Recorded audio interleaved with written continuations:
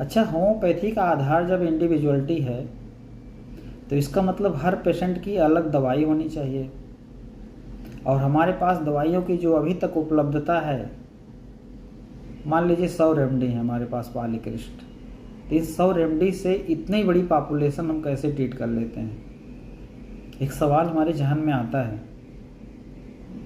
ये सच है कि डॉक्टर हनीमैन ने भी इशारा किया कि बहुत कुछ जानना अभी शेष है।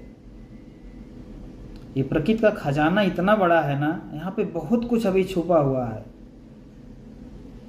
लेकिन महत्वपूर्ण ये नहीं है कि हम इतनी बड़ी पॉपुलेशन के लिए हर व्यक्ति की एक अलग दवाई सर्च करने जाएं।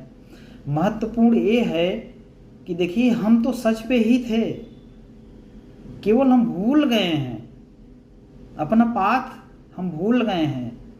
हमें सिर्फ रिमेंबर कर लेना है कि हमारी बीमारियों का कारण हम ही हैं।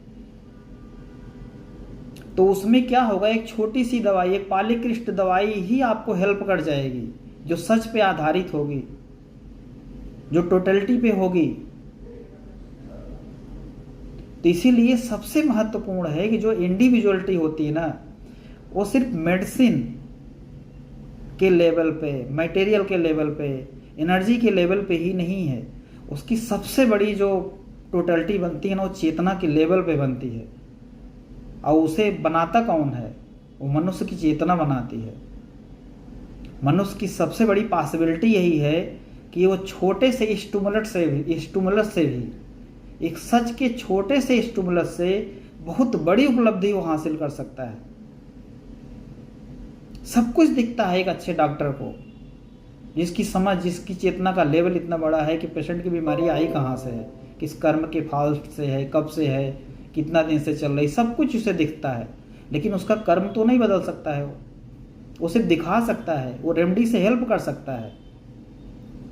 तो इंडिविजुअलिटी जो पूरी होती है ना, वो चेतना के लेवल पे पूरी होती है।